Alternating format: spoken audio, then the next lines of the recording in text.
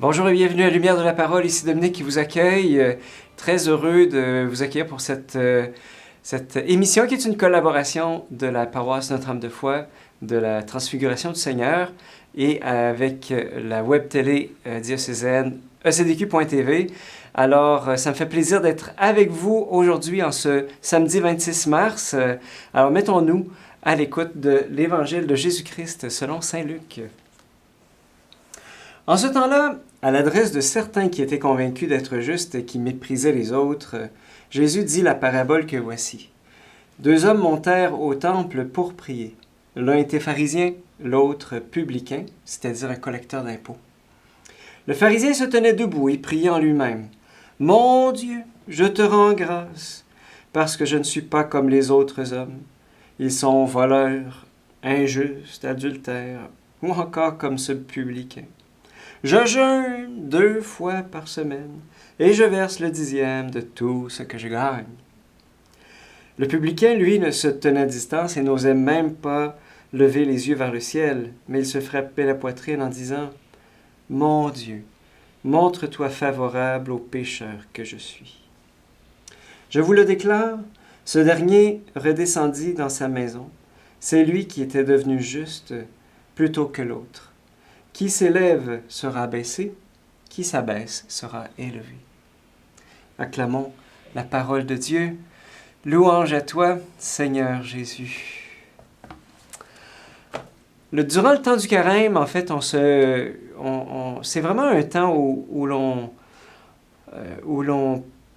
prend conscience de l'importance de se confesser. En tout cas, on y pense, on se dit, ça serait peut-être bon que j'aille me confesser. Puis, de trouver un prêtre qui sait nous rendre à l'aise, puis avec qui je peux vraiment vivre cette expérience libératrice. Et je me rappelle, là, souvent dans des retraites ou des rassemblements, ça m'arrive des fois d'accueillir des gens dans le sacrement du pardon qui me disent « Hey, ça fait 10 ans, 20 ans, 30 ans que je me suis pas confessé. Je sais même plus comment faire. Je sais pas quoi dire tellement qu'il y en a, tu sais. » Et à la fois, ils sentent comme poussés de l'intérieur, comme s'ils sentaient qu'il y avait quelque chose pour eux. Mais la grosse question, c'est quoi dire, en fait? Dans l'Évangile, aujourd'hui, Jésus nous donne un enseignement important, en fait, sur le péché. Lui, il voit ce qui se passe dans nos cœurs, il sait ce qui...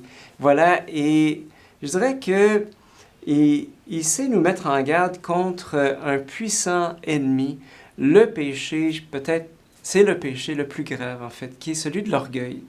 Vous savez, l'orgueil, c'est un péché qui est incolore, qui est inodore, qui est indolore, mais qui fait beaucoup plus de ravages que les péchés contre le corps, par exemple, qui sont peut-être beaucoup plus sensibles. Et ce péché d'orgueil, c'est le péché du pharisien. Qui dit, au fond, « Mon Dieu, je te rends... » Il dit, « Mon Dieu, je te rends grâce parce que je ne suis pas comme les autres hommes, voleurs, adultères, ou comme ce publicain, je jeûne 2 fois par semaine, et puis je verse le 10e de tout ce que je gagne. » C'est un peu comme s'il disait, « Seigneur, comme tu es chanceux de m'avoir, parce que je suis vraiment quelqu'un de spécial. Non seulement je ne commets aucun péché, mais en plus... Je fais tout ce qu'il faut pour te plaire, je jeûne, je paye la dîme, etc. » Mais le problème, en fait, avec le pharisien, c'est qu'il est complètement aveugle sur sa propre nature humaine, sur son propre péché. Voilà. Et surtout, il ne voit pas que, eh bien, le fruit, je dirais, de son auto-flattage de bedaine, c'est que, il méprise les autres.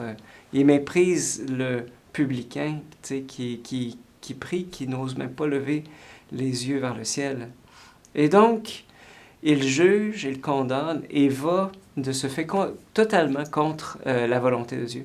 Au contraire, le publicain sait qu'il est pécheur. Il sait qu'il est pécheur et il implore le pardon de Dieu. « Mon Dieu, montre-toi favorable au pécheur que je suis. » Et Jésus le déclare juste, non pas en raison de ses actes, mais en raison de sa conscience qu'il a d'être pécheur et de son cœur qui est ouvert au pardon de Dieu.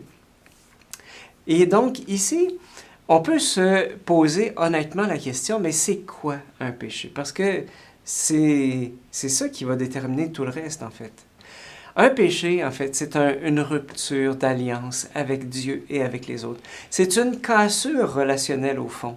On comprenne, par exemple, le meurtre, l'adultère, le vol. Voyez, c'est ça. Et qu'est-ce que ça prend pour avoir un péché? Quels sont les ingrédients? Ben, d'abord, ça prend quelque chose de mal. Ensuite, c'est de savoir que je sache que c'est mal et que je le fais volontairement, je le fais délibérément. Voilà. Et donc, c'est un peu comme dire un péché, en fait, c'est transgresser la loi de Dieu et de dire à Dieu, au fond, Seigneur, tes commandements, là, je m'en fous. Je m'en fous, puis je fais ce que je veux. Je veux décider par moi-même ce qui est mal, ce qui est bien, ce qui est mal. Et donc, s'il y a quelque chose que toi, Seigneur, tu dis que c'est mal, mais que moi, je dis que c'est bien, voilà, ben c'est ça, un péché. Voilà. Et quelque part, plus profondément encore, un péché, eh bien, c'est un mal que je m'inflige, d'une manière ou d'une autre. Parce que presque tout le temps, eh bien, le péché prend le visage d'une dépendance duquel je ne peux plus m'en sortir. Saint Paul lui-même, tout saint qu'il était, il disait « Je ne fais pas le bien que je voudrais faire, je fais le mal que je voudrais pas faire. » Et je pense que, tu sais, on a tous péché. Moi, je suis pécheur. Tu sais, j'ai déjà fait l'expérience du mensonge, voilà, de blesser le cœur des gens que j'aime par des paroles, parler dans le dos des autres, juger, condamner. On est tous pécheurs. Puis je pense que c'est normal et c'est même sain, je crois, de pouvoir se dire « je suis pécheur ». Même le pape François, à un moment donné, un journaliste lui a demandé « comment vous vous définissez ?» Il dit « je suis un pécheur pardonné ». Et donc, tu sais, c'est bon de se demander est-ce que je ressens le besoin d'être pardonné? Est-ce que je ressens le besoin de revenir à Dieu? Et ce qui est beau, c'est que Dieu, de son côté, lui, il aime pardonner, il aime nous pardonner. Comme un père qui aime prendre ses enfants dans ses bras, là, je dirais. Alors, comment dire, pour moi, en tout cas, le sacrement du pardon, que je le reçoive ou que je le donne, je l'ai reçu hier d'ailleurs, que je le... vous savez, pour moi, c'est le feu d'amour de Jésus sur la croix. C'est un feu plus fort que le soleil.